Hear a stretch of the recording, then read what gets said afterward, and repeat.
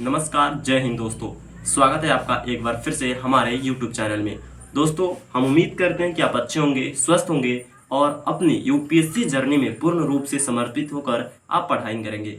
मेरा प्रयास है कि आपकी यूपीएससी जर्नी को थोड़ा और सरल किया जाए बाई विकास देवकीर्ति सर, जो कि यूपीएससी के सबसे बेहतरीन टीचरों में से एक है। उनकी सहायता से आज की इस वीडियो में हम यह जानेंगे कि यूपीएससी की तैयारी कैसे करें, उसके लिए क्या स्ट्रैटेजी होनी चाहिए और हम आईएएस कैसे बन सकते हैं। तो चलिए वीडियो को देखते हैं और यूपीएससी के बेहतरीन टीचरों में से एक विकास देवकीर्ति जी से सुनते हैं कि हम कैसे यूपीएससी की तैयारी करें और उसके लिए क्या स्ट्रैटेजी होनी चाहिए। चलिए सुनते हैं। देखिए, अगर आप यूपीएससी की तैयारी ठीक से करना चाह रहे हैं, यूपीएससी, और आपकी बैकग्राउंड ज्यादा नहीं है, बैकग्राउंड से फर्क पड़ता है। जैसे मान लीजिए आपने हिस्ट्री, ज्योग्राफी, पॉलिटिकल साइंस से ग्रेजुएशन किया और गंभीरता से किया, तो आपके लिए यूपीएससी की तैयारी में समय काफी कम हो जाएगा। पर यदि आपने ग्रेजुएशन गंभीरता से नहीं किया हुआ है, मौज में किया हुआ है, जैसे अमूमन हम लोग करते हैं, या किसी एक सुपर स्पेशलाइजेशन वाली स्पेसिफिक ब्रांच में किया है, जैसे मान लीजिए आपने बीटेक किया और बीटेक भी ऐसी चीज में किया, कंप्यूटर साइंस में, जो यूपीएससी में है ही नहीं ऑप्शन, तो बीटेक कंप्यूटर साइंस आपकी यूपीएससी की तैयारी में सीधे फायदा नहीं करती है, नहीं के बराबर फायदा। तो अगर आपकी बैकग्राउंड नहीं के बराबर मान ली जाए, तो यूपीएससी का सिलेबस एक बार ठीक से तैयार करने में 1.5 से 2 साल लग जाते हैं। अगर जीरो से हम शुरू करते हैं तो 1.5 से 2 साल इसलिए कि ऑप्शनल की तैयारी में कुछ महीने लगते हैं, फिर एसए है, पूरा जीएस है, पूरा सीसेट है। अगर आप इंजीनियर हैं और आपका गणित बहुत अच्छा है तो सीसेट में आपके 2-3 महीने बच जाएंगे, और गणित में भी डब्बा गोल है तो 3 महीने और एक्स्ट्रा हो जाएंगे, सीधी सी बात। तो 1.5 से 2 साल चाहिए फर्स्ट राउंड ऑफ प्रिपरेशन के लिए। उसके बाद आपकी रिविजन प्रैक्टिस, जिसमें 6 महीने मेरे ख्याल से कम चाहिए। तो जिस साल आप तैयारी शुरू करेंगे, उसके 2 साल बाद का जो अटेम्प्ट है आप वो दे सकते हैं, क्योंकि आपको उस अटेम्प्ट के दौरान भी 6 महीने मिले जाएंगे। कुछ कुछ चीजें प्रीलिम्स और मेंस के बीच में भी कर लेंगे हम लोग। तो जो लोग ग्रेजुएशन शुरू कर रहे हैं उनके लिए तो बहुत मुफीद मामला ये है कि ग्रेजुएशन के साथ साथ तैयारी कर लें, ग्रेजुएशन खत्म होते ही एग्जाम दें, क्योंकि कम उम्र में आईएएस, आईपीएस या पीएससी में आने का फायदा ज्यादा होता है। सिंपल सी बात, अगर मैं आईएएस की बात करूं, आईएएस बन के आप 5 या 6 साल में कलेक्टर बनते हैं, 9 साल में बड़े जिले में कलेक्टर बनते हैं, 13-14 साल में कमिश्नर बनेंगे, 17 साल की जॉब होने के बाद आप राज्य में सेक्रेटरी या केंद्र में जॉइंट सेक्रेटरी बन जाते हैं। वहां से 10 साल का स्टेग्नेशन है। लगभग 26 साल के आसपास की जॉब होने पर आप बनेंगे एडिशनल सेक्रेटरी, जो यहाँ पर एसीएस होता है राज्य में। और एसीएस बनने में या एडिशनल सेक्रेटरी बनने के लिए जरूरी होता है कि आपके पास पर्याप्त जॉब बची हुई हो। लगभग 30वें साल में आपको सेक्रेटरी बनने का ऑप्शन मिलता है केंद्र में। सेक्रेटरी का मतलब पूरे मिनिस्ट्री का ब्यूरोक्रेटिक हेड, जो बहुत बड़ा पद है। और आईएएस बनने में मजा उसी पद में है बेसिकली। और सेक्रेटरी बनने की शर्त क्या है? सेक्रेटरी के लिए एम्पैनलमेंट उसी का होगा जिसके पास कम से कम 2 साल की सर्विस बची हुई है।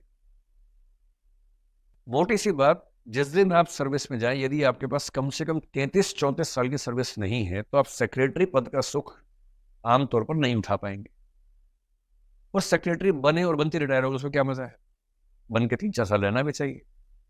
तो मजा तब है जब आपके पास कम से कम 36 साल की सर्विस हाथ में हो। 60 में रिटायर हो जाते हैं, तो 24 साल में अगर आप सिविल सर्वेंट बन गए हैं, तो आप इस नौकरी का वो अधिकतम सुख उठा पाएंगे जो जिसके लिए लोग जाना चाहते हैं।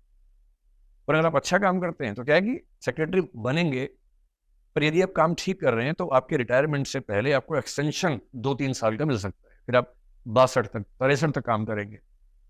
उसमें भी जब रिटायर होने वाले को 63 में एक दिन पहले सरकार क्या करेगी? आपको यूपीएससी का मेंबर बना देगी, 2 साल और मिल गए।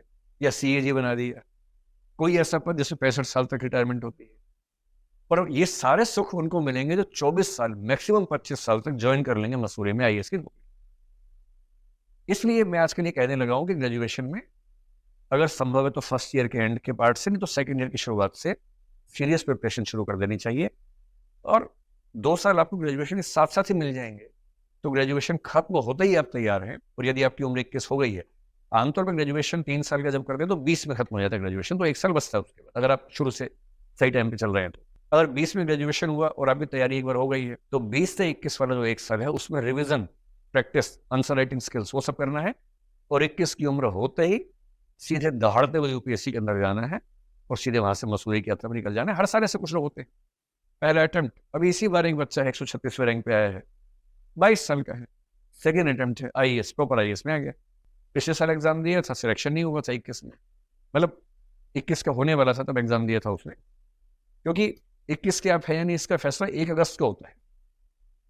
जिस तरह आप एग्जाम देंगे उस साल की 1 अगस्त को आप 21 के हैं या नहीं है, इस बात से फैसला होता है।